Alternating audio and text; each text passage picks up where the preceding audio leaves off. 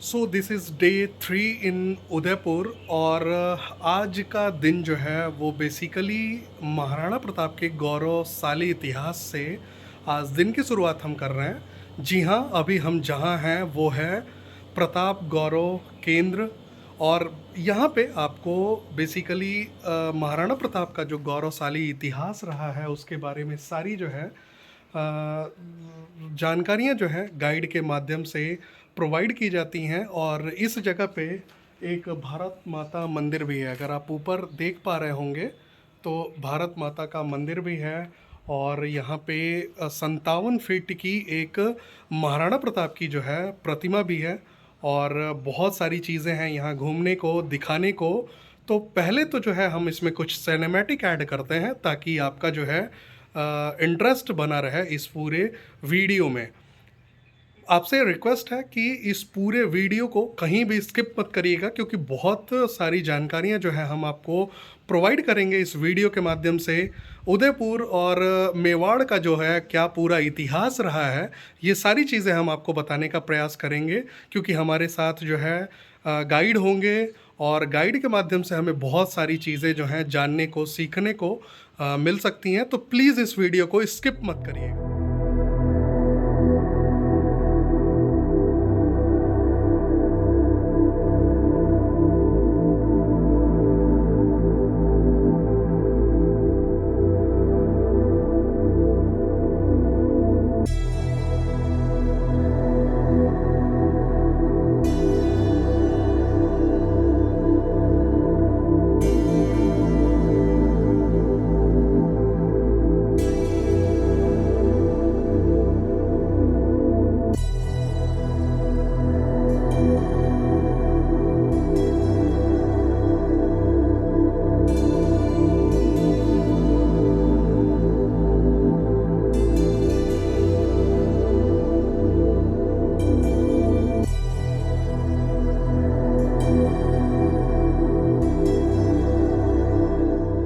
प्रताप जी ने अपना जो 57 वर्ष का जो जीवन काल जिया था उसमें से 22 वर्षों तक, लगभग 22 वर्षों तक वो जंगलों में रहे थे। तो जंगलों में रहे थे तो वो एक प्रण के खातिर रहे थे कि उन्होंने एक प्रण लिया था कि जब तक मैं इस मेवाड़ को पूर्ण रूप से मुगलों से स्वतंत्र नहीं करा देता तब तक मैं न तो महलों में रहूंगा, न सोने चांदी के पात्रों में भोजन करूंगा और न ही मखमल के बिस्तरों का उपयोग करूंगा। तो उस प्रण के खातिर वो जंगलों में रहे थे, ना कि किसी से डर कर ना भाग कर। पूरे वीडियोस तो अंदर के नहीं अवेलेबल करा पा रहा हूँ, लेकिन जिसने भी हल्दी घाटी के युद्ध के बारे में, मुगलों का इतिहास जो पढ़े हैं और जो नहीं जानते कि महाराणा प्रताप हल्दी घाटी के युद्ध में विजयी हुए थे, उनके लिए जो है ये मैं कंटेंट अवेलेबल करा रहा हूँ। देख लीजिए, अल बदायूनी की ये किताब है। मुंतखबू तवारीख के अनुसार इस वक्त हमारी सेना की पूरी तरह हार हो गई। राणा ने घाटी से निकलकर गाजी खां की सेना पर हमला किया और उनकी सेना का संहार कर उसके मध्य जा पहुंचा, जिससे सिकरी की शहजादे शेख मंसूर गाजी खां आदि भाग निकले। हमारी फ़ौज तो पहले ही हमले में भाग निकली, बनास नदी के पार तक भागती रही। जब युद्ध के समाचार लेकर मैं अकबर के पास जा रहा था तब मार्ग में मुग़ल विजय के बारे में बताता तो कोई इस पर विश्वास नहीं करता। तो ये टोटल ये पूरा का पूरा जो है ये सार है कि हल्दी घाटी की जो युद्ध हुआ था, जो हल्दी घाटी युद्ध हुआ था, उसमें हमारे योद्धा, वीर योद्धा महाराणा प्रताप जी का विजय हुआ था। कुल गुरु कहे जाते हैं। इन्हीं के आशीर्वाद और मार्गदर्शन से बप्पा रावल ने मेवाड़ साम्राज्य का विस्तार अरब देशों से भी आगे तक किया था। काबुल, कंधार, इराक, ईरान और उससे भी आगे तक इन्होंने अपना मेवाड़ साम्राज्य फैलाया था। वहाँ के अनेक राजाओं को इन्होंने हराया था, उनकी बेटियों से उन्होंने शादी की थी और अनेक क्षेत्र इन्होंने बसाए थे। प्रमुख शहरों में आता है पाकिस्तान का रावलपिंडी, जो इन्हीं के नाम से बसा हुआ है। रावल इनका सरनेम और पिंड यानी गांव, उससे मिलकर बना है रावलपिंडी। तो इस्लामिक शब्द नहीं है। 1303 में जब अलाउद्दीन खिलजी चित्तौड़ दुर्ग पर आक्रमण करता है और धोखे से महारावल रतन सिंह जी को अपने कब्जे में कर लेता है और उनकी एवज में वो महारानी पद्मिनी का डोला मांगता है, यानी कि उनको मांग लेता है। सामने सी बात है, कोई भी परिवार हो अपनी बहन, बेटी, बहू को किसी के हवाले ऐसे ही नहीं सौंप देता है। तो अपने पति को छुड़ाने के लिए महारानी पद्मिनी अपने भाई गोरा और भतीजे बादल के साथ मिलकर एक योजना बनाती है। योजना के तहत 700 डोलों में महिलाओं के वेश में पुरुष से नहीं जाते हैं।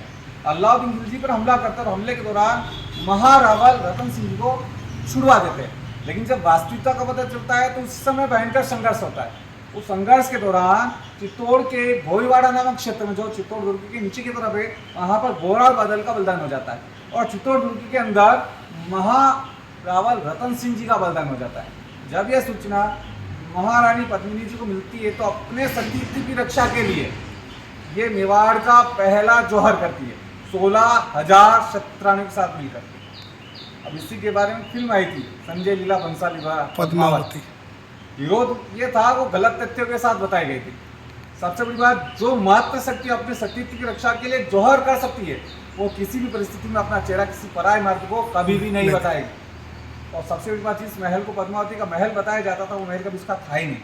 वो महल था अलाउद्दीन खिलजी के बेटे खिंजर खान द्वारा निर्मित महल था, जो इस घटना के कई वर्षों बाद बना था। तो जो तथ्य बताए गए थे सारे गलत थे। दिल्ली तक जाना, खुद का जाना, ऐसा कभी हुआ ही नहीं जी। फेक बताई गई थी, इसलिए उसका विरोध किया गया था।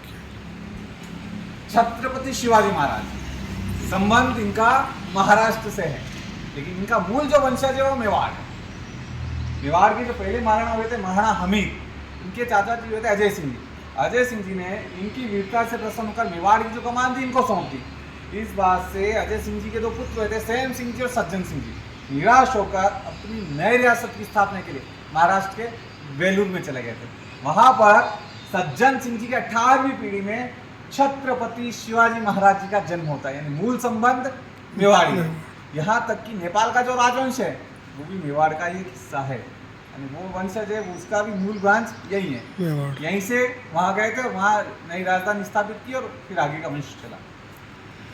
दृढ़वती वीरवर चुंडा, इन्होंने अपना राज सिंहासन त्याग कर अपने छोटे भाई मोकल को उस राज सिंहासन पर बिठा दिया था और आज जन्म उस राज सिंहासन की रक्षा करने का वचन निभाया था, जैसे महाभारत में योद्धा ने किया था, भीष्म पितामह। वैसा प्राण इन्होंने भी निभाया था, इसीलिए इनको मेवाड़ का भीष्म पितामह कहा जाता है, दृढ़वती वीरवर चुंडा जी को। महाराणा कुंभा, इनके शासनकाल में कलम, कटार और करनी का पर्याप्त मात्रा में विकास होता है, यानी कलम यानी शिक्षा के क्षेत्र में, कटार यानी युद्ध कौशल के क्षेत्र में और कर्ण यानी निर्माण के क्षेत्र में। मेवाड़ के सर्वाधिक महल और दुर्ग महाराणा कुंभा जी ने ही बनवाए थे, जिसमें से विश्व प्रसिद्ध कुंभलगढ़ का जो दुर्ग है वो भी इन्होंने बनवाया था।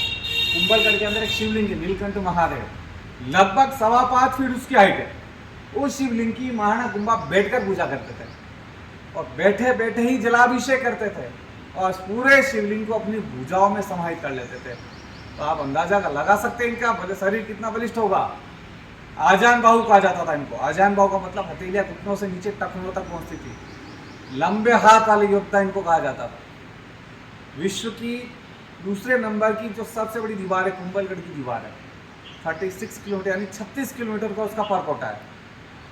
लगभग 100 गांव उसमें बसते हैं कुंभलगढ़ में। कुंभलगढ़ की 4 दीवारी गांव लगे थे तन पर, फिर भी व्यथा नहीं थी मन में। आपसी संघर्ष के दौरान आंख फूट चुकी थी, युद्ध के दौरान हाथ और पैर कट चुके थे, फिर भी देश और धर्म की रक्षा करती थी, हमेशा आगे रहते थे। इन्हीं की पत्नी कर्मावती के सानिध्य में मेवाड़ का दूसरा और सबसे बड़ा जौहर होता है 23,000 शतरानियों के साथ। 16,000 पहला था, दूसरा 23,000 था और तीसरा जौहर होता है प्रताप चुंडावत की पत्नी फूल कुंवर के नेतृत्व में, जब अकबर चित्तौड़ दुर्ग पर आक्रमण करता है। 7,000 शतरानियां इस समय जौहर करती है। जिस अकबर को हमारा बॉलीवुड महान बताने में तुला हुआ था, जोधा पर मूवी आई थी, सीरियल भी चला था, अगर उसका 0.1% भी होता तो ये जौहर कभी नहीं होता। ऐसा कुछ बताया जाता था, मैंने तो कभी देखा नहीं है लेकिन सुनने में आया था। लेकिन अगर ऐसा होता, अकबर ने चित्तौड़ दुर्ग पर आक्रमण करते समय 30,000 लोगों का कत्लेआम किया था, ये प्रमाण है। उसी समय की घटना जब अकबर चित्तौड़ दुर्ग पर आक्रमण करता है तो आक्रमण के दौरान चित्तौड़ दुर्ग की जो सुरक्षा की जो कमान थी, वीरवर जयमल जी और उनके भतीजे कल्लाजी राठौड़ याद में थी, जो नीचे की तरफ है। जयमल जी जब युद्ध कर रहे होते, युद्ध के दौरान इनके पैर में बारूद की गोली लग जाती है, चल नहीं पाते, तो कल्लाजी राठौड़ इनको अपने कंधे पर बिठाकर चतुर्भुज रूप में युद्ध कर रहे हैं, 4 भुजाओं में तलवार, जैसा कि दृश्य आपको सामने से नजर आ रहा है। युद्ध इतना तेज होता है कि आसपास के जो मुगल सैनिक होते हैं डरकर भाग जाते हैं। जयमल जी पर पीछे से धोखे से हमला होता है, इनका वहीं पर बलिदान हो जाता है। फिर मोर्चा संभालते कल्लाजी राठौड़ जो उनके भतीजे होते हैं। कल्लाजी राठौर जब चित्तौड़ के दूसरे दरवाजे पर युद्ध कर रहे होते हैं तो युद्ध के दौरान इनकी गर्दन चित्तौड़ के दूसरे दरवाजे पर कट जाती है। गर्दन कटने के बावजूद भी चित्तौड़ के दूसरे दरवाजे से सलुम्बा का रुंदेला गांव है, वहां तक केवल इनका दड़ युद्ध करता रहता है, बिना सर के इतनी लंबी दूरी तय की है। मेवाड़ के प्रमुख लोक देवताओं के रूप में इनकी पूजा की जाती है। शेष नाग का अवतार इनको माना गया है। 4 हाथों के लोक देवता इनको कहा जाता है। कल्लाजी बाबूजी विशेष रूप से मेवाड़ में प्रचलित नाम है, कल्ला राठौर के नाम से इनको जाना जाता है। पन्नाधाय, महाबलिदानी पन्नाधाय अपने पुत्र चंदन का बलिदान देकर मेवाड़ के राजवंश को बचाने वाली ये महान महिला थी। अगर ये अपने बेटे का बलिदान नहीं देती तो जो इतिहास हम देख रहे समझ रहे हैं हमें देखने को नहीं मिलता। भक्त शिरोमणि मीराबाई महाराणा संग्राम सिंह जी के सबसे बड़े पुत्र भोजा जी की पत्नी थी और भगवान श्री कृष्ण की प्रकांड भक्त थी। और इन्हीं भक्ति से प्रभावित होकर महाराणा संग्राम सिंह जी ने इनके लिए चित्तौड़गढ़ में भगवान श्री कृष्ण का एक मंदिर बनवाते हैं, जो आज मीरा मंदिर के नाम से जाना जाता है। महाराणा प्रताप जी की बड़ी मां महाराणा उदय सिंह जी उदयपुर नगर के संस्थापक और मेवाड़ को संघर्ष के दिनों में नेतृत्व प्रदान करने वाले महान योद्धा थे। महाराणा प्रताप जी के पिताश्री महादानवी भामाशाह महाराणा प्रताप जी के सहयोगी प्रधानमंत्री थे। इन्होंने आवरगढ़ में महाराणा प्रताप जी के कदमों में लगभग 25 लाख रुपए और 20,000 स्वर्ण सरिया ला के रख दी थी। ये इतनी राशि थी 12 वर्षों तक 25,000 सैनिकों का भरण पोषण आसानी से हो सके। ये सारी राशि मालवा क्षेत्र से ले गए थे, जो वर्तमान में MP का हिस्सा आता है, नीमच मंदसौर वाला एरिया, प्राचीन मेवाड़ वहां तक जाते हैं। उज्जैन भी आता है ना मालवा में? थोड़ा उज्जैन, सा हाँ। नहीं, मेवाड़ में मंदसौर वाला हिस्सा आता है। अच्छा। उज्जैन थोड़ा सा आगे रहता है। हाँ। हकीम का सुरी एकमात्र पठान सैनिक थे जिन्होंने हल्दी का टिक्की में महाराणा प्रताप जी के पक्ष में लड़ा था और वहीं पे इनका बलिदान होता है। ईस्वी सन 1536 में चित्तौड़ पर महाराणा सांगा के पुत्र विक्रमादित्य का शासन था। दासी पुत्र बलवीर ने विक्रमादित्य व उदय सिंह को मारकर शासन हस्तगत करने का षड्यंत्र रचा। एक काल रात्रि को उसने विक्रमादित्य की हत्या कर दी। अब उसे उदय सिंह की हत्या करनी है। यह समाचार धायमा पन्ना को प्राप्त हुआ।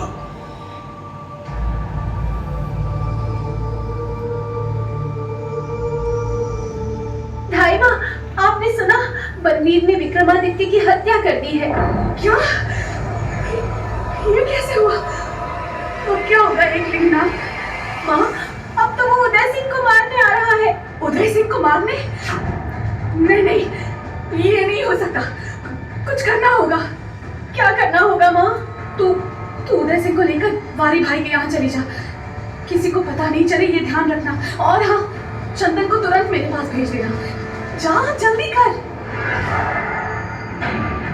कुछ समझे आप? इस महिमामयी मां ने मेवाड़ के भविष्य की रक्षा करने, उदय सिंह को बचाने के लिए अपनी कोख उजाड़ने का निर्णय कर लिया है। पन्ना ने उदय सिंह के समवयस्क अपने 15 वर्षीय पुत्र चंदन को उदय सिंह के पलंग पर सुला दिया और काल की प्रतीक्षा करने लगी कि 1536 ईस्वी सन में बसंत पंचमी की रात में बलवीर की लपलपाती तलवार चंदन का खून पीने आ थमकी। बता पन्ना, कहां है उदय सिंह? मैं उसका खून पीने आया हूं।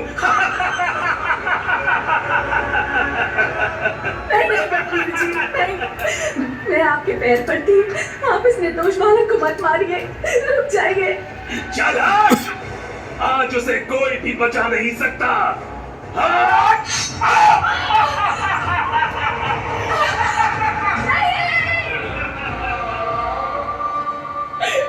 ये क्या किया बलवीर जी?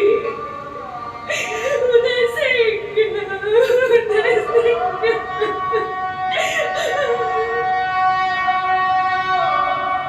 चढ़ रहे मस्तक अनेकों मातृभूखी वेदिका पर मैं अभागिन भेंट क्या दूं? एक चंदन मेरा चढ़ा लो, एक चंदन मेरा चढ़ा लो। उसकी क्रूरता रंग दिखाने लगी। उसने अत्याचारों का अंबार लगा दिया, मंदिर तोड़े, मां बहनों की इज्जत लूटी, जबरदस्ती धर्मांतरण किया। वृंदावन में कृष्ण भगवान के मंदिर को तोड़ने का जब उसने प्रयास किया, तब गुसाई जी भगवान की मूर्तियां लेकर सुरक्षित स्थान की ओर चल पड़े। उन्हें सुरक्षा का आश्वासन दिया मेवाड़ के महाराणा राज सिंह ने। महाराणा शाह की जय हो। हमें राजपुताने में कहीं भी सहायता प्राप्त नहीं हुई है। सभी राजा औरंगजेब के भय से श्रीनाथ जी की रक्षा नहीं कर पा रहे हैं। आप ही कुछ उपाय करें। आप निश्चिंत रहें गोसाई जी, हमारे सौभाग्य से श्रीनाथ भगवान मेवाड़ में पधारे हैं। आप सिंघाड़ गांव में भव्य मंदिर बना, उसमें श्रीनाथ जी की प्रतिष्ठा करें। इतनी सारी व्यवस्था कैसे हो पाएगी महाराणा साहब? उसकी चिंता आप ना करें। बनास नदी के किनारे मंदिर का निर्माण कर ठाकुर जी की सेवा करें। मैं सारी व्यवस्था कर देता हूं। और अगर औरंगजेब ने यहाँ आक्रमण कर दिया तो? मेवाड़ की ओर देखने का साहस उसमें नहीं है। अगर वो इधर आए तो मेवाड़ के वीर उसे धूल चटा देंगे। मेरे 1 लाख सैनिकों के सिर कटने के बाद ही औरंगजेब यहां पहुंच पाएगा। श्रीनाथ द्वारा में महाराणा राज सिंह ने भव्य मंदिर का निर्माण करा दिया। अब औरंगजेब की कैद से भाग छूटे जोधपुर के वीर दुर्गादास राठौड़ को शरण दी राज सिंह ने। घड़ी खम्मा महाराणा साहब। पधारे दुर्गादास जी, मेवाड़ में आपका स्वागत है। औरंगजेब की कैद से जोधपुर के कुंवर अजीत सिंह को बचा कर लाया हूं। अन्य किसी ने तो सहायता नहीं की, अब आपका ही सहारा है। सहारा तो प्रभु एकलिंगनाथ का है। आप निश्चिंत रहें। कुंवर अजीत सिंह की संपूर्ण सुरक्षा मैं करूंगा। औरंगजेब मेवाड़ की ओर देखने की हिम्मत तक नहीं करेगा। महाराणा राज सिंह ने दुर्गादास को आश्वासन देकर उन्हें अभय प्रदान किया। प्रजावत्सल इस महाराणा ने अकाल राहत के कार्यों के तहत राजसमंद झील का निर्माण 1668 ईस्वी में करवाया। उस समय 1 करोड़ रुपए की इसकी लागत आई और 1679 ईस्वी में हुए औरंगजेब के आक्रमण का मुंहतोड़ जवाब देकर उसे दक्षिण की ओर भागने को विवश कर दिया। 1680 ईस्वी में देववसात ओला ग्राम में महाराणा राज सिंह का स्वर्गवास हो गया। विवाह का प्रस्ताव भेजा। चारुमती औरंगजेब से विवाह नहीं करना चाहती थी। उसने महाराणा राज सिंह को पत्र लिखा। पत्र लेकर संदेशवाहक राज सिंह के दरबार पहुंचा।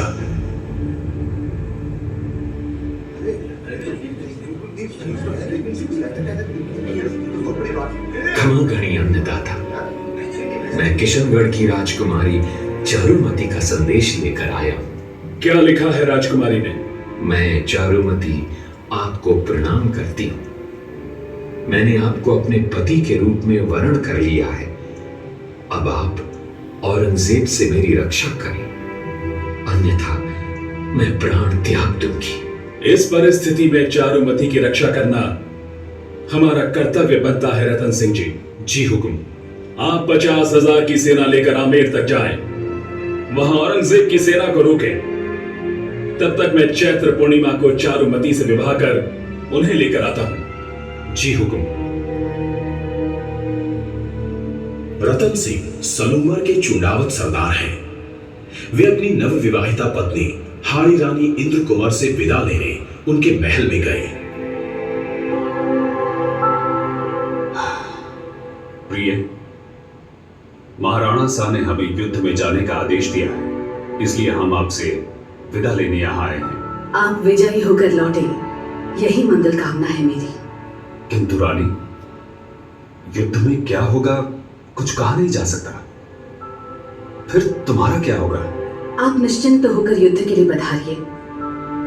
हम हिंदू स्त्रियां अपना कर्तव्य अच्छी तरह से जानती हैं। हम उसका सहर्ष पालन करेंगी। तो ठीक है, अब हम प्रस्थान करते हैं। मोहग्रस्त रतन सिंह ने प्रस्थान से पूर्व राजपुरोहित को कहा, पुरोहित जी, हाड़ी रानी से कहो कि हम उनकी कोई निशानी युद्ध में साथ ले जाना चाहते हैं। राजपुरोहित ने हाड़ी रानी को समाचार दिया। पति की मोहग्रस्त मानसिकता भांप कर उन्हें कर्तव्य पथ का बोध कराने हेतु हाड़ी रानी ने अनूठा निर्णय किया करने के उद्देश्य से मेवाड़ में आया, किंतु उसे भी असफलता ही मिली। तब उसने शाहबाज खान को 3 बार भेजा, उसको भी मुंह की खानी पड़ी। तो उसने 1580 ईस्वी में अब्दुल रहीम खान खाना को भेजा। उस बेचारी की भी बड़ी फजीहत हुई। प्रताप के पुत्र कुंवर अमर सिंह ने उनके डेरे पर आक्रमण कर उनकी बेगम आनी खान व पूरे परिवार को ही उठा लाया। ये देखकर महाराणा प्रताप ने अपने पुत्र अमर सिंह को समझाया।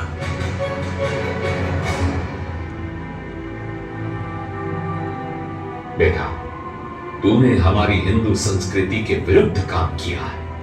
हम हिंदू लोग पराई स्त्री को मां के रूप में देखते हैं।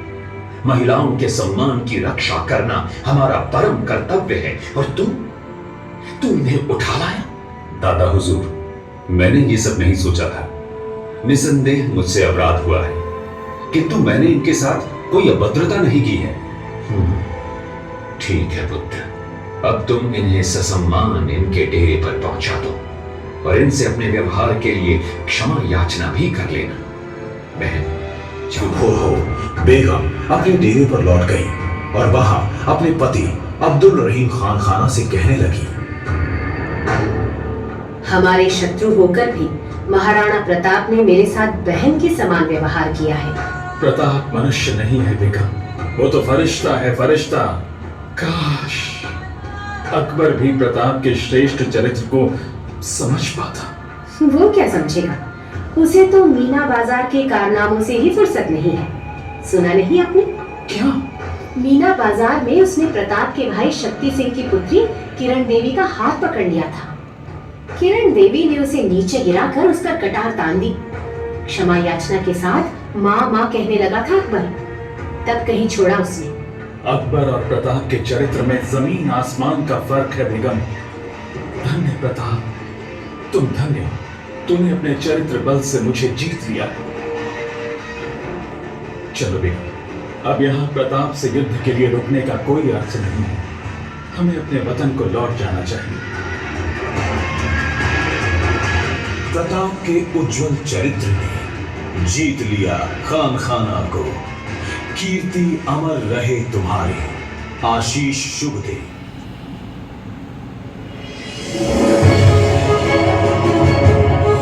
हल्दी घाटी युद्ध के बाद प्रताप ने आवरगढ़ को अपना संघर्षकालीन केंद्र बनाया। भामाशाह व उनके भाई ताराचंद ने मालवा क्षेत्र को लूटकर तथा अपने पूर्वजों के संचित धन को लेकर उसे प्रताप को समर्पित करने के लिए सितंबर 1578 ईस्वी में वे आवरगढ़ पहुंचे।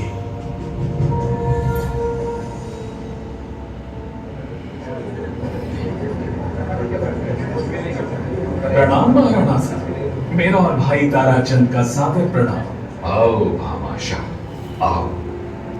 कहो, क्या समाचार है? हम आपकी सेवा में 25 लाख रुपए और 20,000 स्वर्ण अशर्फियां लेकर आए हैं। कृपया इसे स्वीकार कीजिए। धन्य भामाशाह, तुम धन्य हो। संकट की इस घड़ी में तुम ये धन संपदा लाए हो। तुम्हारे जैसे वीर पुरुषों की तो आज महती आवश्यकता है। नहीं महाराणा साहब, इसमें धन्यता की कोई बात नहीं है। हमने तो मातृभूमि के लिए अपना कर्तव्य निर्वहन किया है।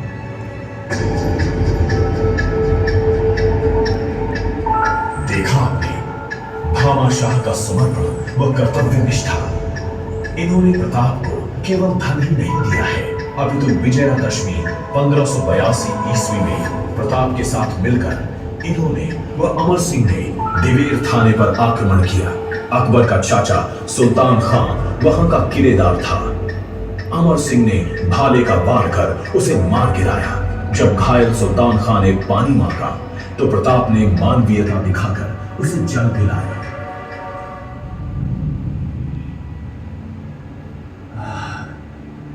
पानी, पानी। ये लीजिए खान साहब, पानी पीजिए। महाराणा साहब, आप शत्रु पर भी इतनी दया दिखा रहे हैं, और उधर अकबर ने जो चित्तौड़ में 30,000 निर्दोष लोगों का कत्लेआम करवाया था।